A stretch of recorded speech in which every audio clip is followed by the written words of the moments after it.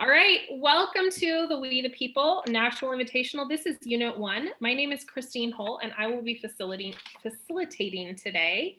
We have Gahanna Middle School. I thought you guys were high schoolers. Sorry about that. From Ohio with us today. In a moment, I will have the judges introduce themselves, followed by the students, and then we will begin the hearing. Students will deliver a 4-minute prepared statement, followed by 8 minutes of judge questions. My microphone will be muted during the hearing, and I will hold up the 1 minute and the time signs. Students will be spotlighted, which I'm going to do right now. So I'd suggest that you use gallery view rather than speaker view, and the students will be on the top of the screen in that gallery view. At the conclusion of the hearing, judges will give brief feedback to the teams, and then we will conclude. Judges, the floor is yours. Well, thank you, Christine, and welcome. I spent many years of my life in Ohio, so it's good to see some faces from the great Buckeye State. I'm Tim Moore from the Center for the Study of the Unwritten Constitution at the University of Wisconsin. Go Badgers! I'm Glypta Sandgrider-Jones. I'm with the University of Louisville's McConnell Center. Hi, my name is Alan Brodman. I'm a recently retired high school teacher from East Brunswick, New Jersey. I brought teams to the national competition, and I had a number of students or teams that were bright enough to win national championship. I'm looking forward to hearing from you folks, and it's nice seeing your teacher, Mr. Browning. Excellent. Thank you. And you are?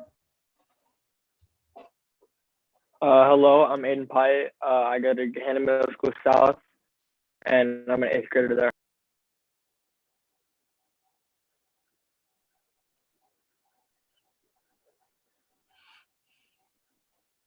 Hello, my name is Xavier Thompson. I go to Gahanna Middle School South, and I'm also in 8th grade. Great. Hello, my name is Tyler Hemmert. I'm an 8th grader at Gahanna Middle School South. Great. I mean, I want some dirt on Mr. Browning. I mean, come on, let's dish it here. Let's dish it here. No, he's a great guy. You're very lucky. You're very lucky. We're going to do question number 1. I'm actually quite jealous of Mr. Browning because he's a very good bocce player. I'll let him tell you those stories. What is a constitution and a constitutional government? What is Republican government? How can constitutional governments be organized to prevent the abuse of power and protect natural rights? How can higher law or fundamental law be distinguished from statutory or ordinary law that governments regularly create and enforce? You may begin.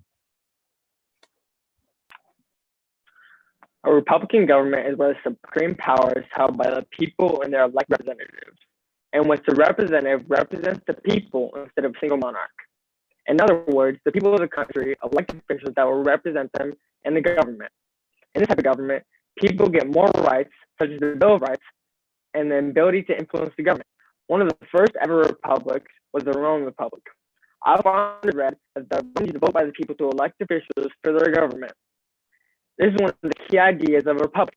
They felt this would be a way to minimize conflict because the representatives put the people, as James Earl Carter states, the only title in our republic superior to that of the president is the title of citizen. In other words, the people of the country have sovereignty in the government. Different from how governments typically put power into the government officials. Without this balance, events like Watergate and Vietnam War can happen. A Republican government can keep the country and keep citizens happy. A constitutional government can be organized to prevent the abuse of power by the separation of powers. When the French philosopher Montesquieu proposed the idea of the judicial, executive, and legislative branch, he wanted to make a government that would be free of autocracy. He did this by creating the 3 branches of government we use today, as well as making to assign each branch specific powers to the point where they would be able to carry out everyday jobs of the government, while also making sure one branch does not get too much power, preventing the abuse of power by members of the government. However, for these ideas of government to be to withhold, all members of a nation must abide by a social contract proposed by John Locke. In order for society to be civil and without corruption, the best way to have members' rights protected is by trading some of their individual rights to the government in return for the protection of natural rights. However, this trade cannot be abused by the government as a way to gain more control over the people. As Professor Guang Li of MIT stated, rule of law serves as a check against the abuse of power. A rule by law is a tool for a government that suppresses in a legalistic fashion. This means that while citizens are held to a social contract, the leaders of a government are not to abuse this power as a tool to suppress their people. Social contracts that are of help keep corruption out of a nation, prevent the abuse of power, and bound all of its members to a set of laws. Higher fundamental law is a set of laws that establish the government and place limits on the government. The Constitution of the United States and each state is an example of fundamental law. Fundamental laws cannot be changed under special provisions. In other words, they're very difficult to change. The supremacy clause is an example of higher law, since it states that federal laws or the Constitution are the supreme law of the land. Higher law can also be a rule that rules supreme as well. An example is that John Locke believed that everyone deserves natural rights such as life, liberty, and property, and cannot be divided. While statutory laws are written law passed by the legislatures and is typically enforced by the government.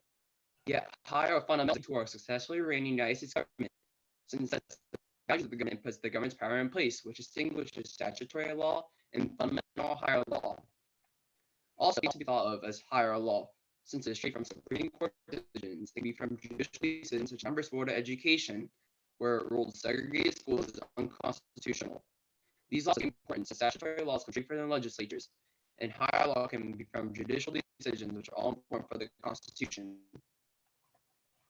Constitutions are the framework of a constitutional government. Without it, corruption will easily flow throughout the government, leading to things like the Roman Republic turning into the Roman Empire. The Constitution for any constitutional government is a written or unwritten set of laws that have power over every other ordinary law. Constitutional governments are governments that are said to have a higher law. This, combined with the social contract between members of the nation, allows for law and order to exist within society and better defend against corruption. A constitutional government is a government set up to avoid corruption, with the Constitution being the general rules members of society have agreed to follow in order to preserve law and order. Okay. So you talked a bit about this idea, and I want to explore the concept of what I'll call limited government. You discussed it in the sense of not having a government which could abuse people, whose powers were limited. I'd like you to evaluate how good of a job has our system done in achieving limited government, basically from framing to today. In fact, you can go ahead and give them a grade if you'd like, as Mr. Browning may give you on your papers in class. So, thank you. Go ahead.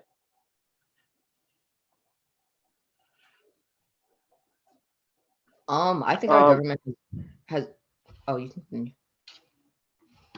Go ahead. Okay. I think our government has done a very good job on participating in limited government. I think personally, I think that they don't.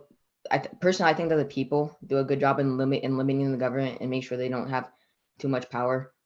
If you wanted me to give them a letter grade like you asked, I'd probably give them an A. To go off what my teammate said, I believe that the people are they're very good at pointing out what the government has done wrong or has done like to hurt the people of the country. And I believe that if it weren't for the people, the government might be a little less limited than it is today, because the people are very good at knowing what their rights are, and they're able to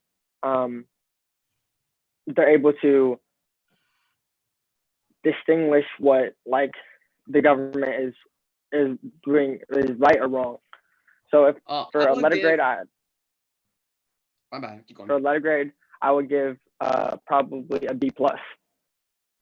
All right, I would give the how have we limited the government an A-, and I think we should go off Montesquieu and how the separation of powers and how divided the power of the government into 3 branches, and also the checks and balances in the government, and how like they all are equal with each other and how one branch does not overpower the other. So we can have a pretty balanced government. So that's why I would feel like I would give the government an A minus.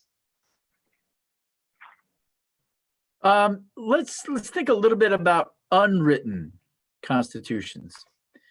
Do you think an unwritten constitution could function as limiting government? I do not believe that unwritten can be function as limiting government, because something that's unwritten, it can be changed because it's the word of mouth. And if you say to someone, you can also change it because it's not written down. It's very easy to change. So it would be easier for the government to get away with stuff because the Constitution is a lot. It's a written Constitution gives them rules to follow. But the unwritten Constitution, you have to remember what the rules are, and you're not able to look at them. You just have to remember them. I agree with my teammate. I think that unwritten constitutions are not good on limiting the government. An example of this is in ancient Rome, where the patricians, the elite class, would constantly change the laws, and make it harder for people living in poverty, such as the plebeians, to live their daily lives. And that's why they led to creations such as things as the 12 tables, so that they could have a group of laws that are written down and lead to a more stable government that is limited.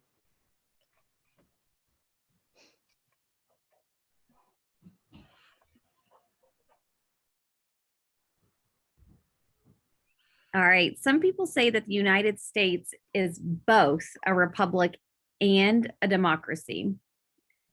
Do you agree with that statement? And why or why not? Again, some people say that we're both a republic and a democracy. What do you think? What's your opinion?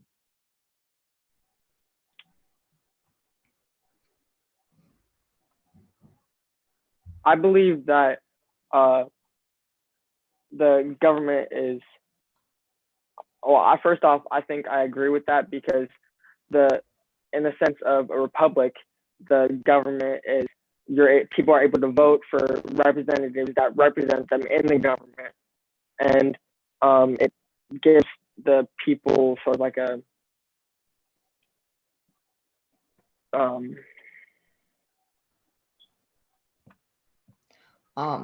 what I think my teammate is trying to say, I definitely think that America is definitely a republic and a democracy. An example of being a republic is how we elect officials such as senators, representatives. You can an example of us being a democracy can even be, say, the judicial system, where we are where we have a jury and people directly give their opinion on certain cases, which I think is an example of democracy in the United States. Thank you. How about size of constitution? Would a longer constitution be better than a shorter constitution when it comes to being, which is better, longer or shorter? I would say I think we would need a mix. Oh, Never mind. go ahead, Tyler. Go ahead, Tyler. All right, so you could say that it would be a good mix of both, because like some of the founders, they wanted like enumerated rights where they had very specific like rights in the Constitution that are listed, while other founders like Hamilton wanted more things past the clause, where they wanted things to be more broader so they can help deal with things that like they would have thought of that would happen in the future. Personally, I think oh, you can go ahead, Aiden.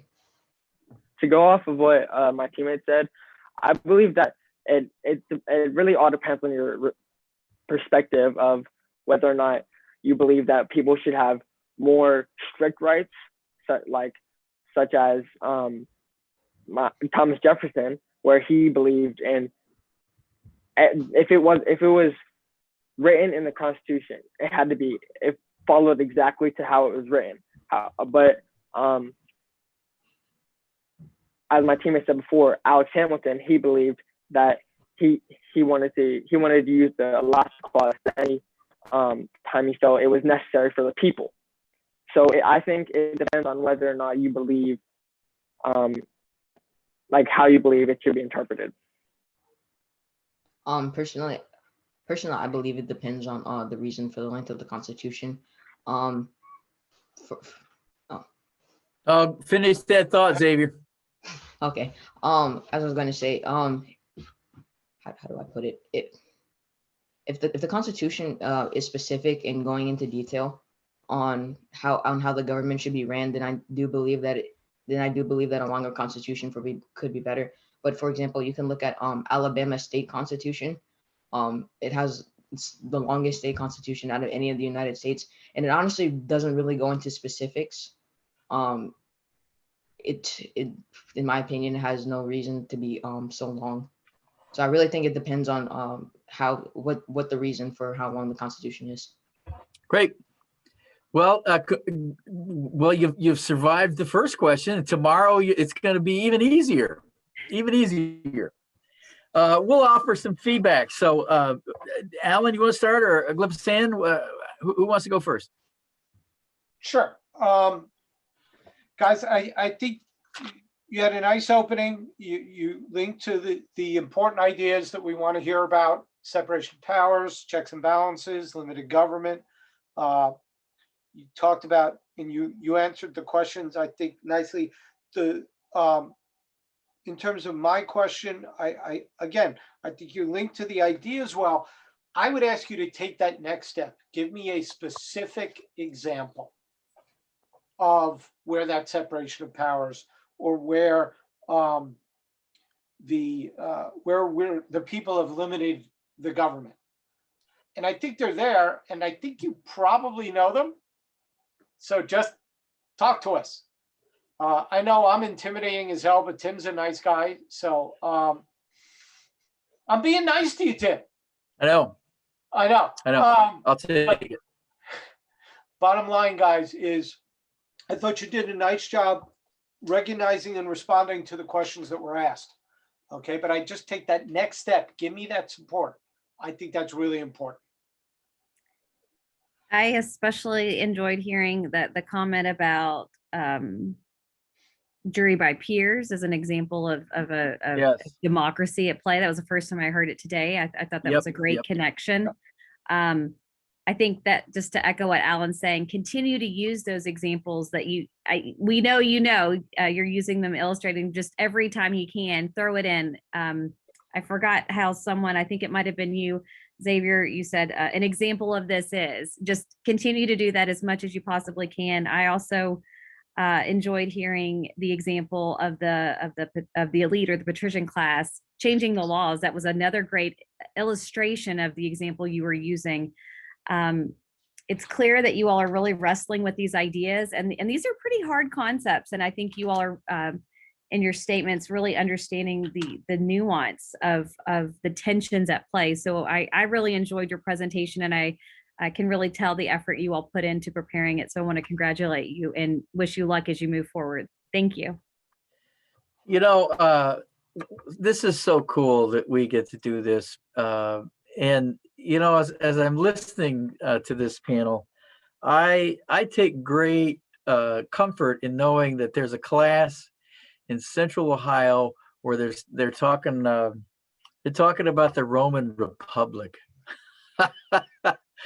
Now, because I guess I'm assuming that most middle school kids are not going to be drawn naturally to the Roman Republic. So I'm going to bet that maybe that's Mr. Browning. And I think that's fantastic that there's this awareness that, you know, America stands on a lot of history that came before us. And I think an overall strength of this presentation is your rootedness in ancient history.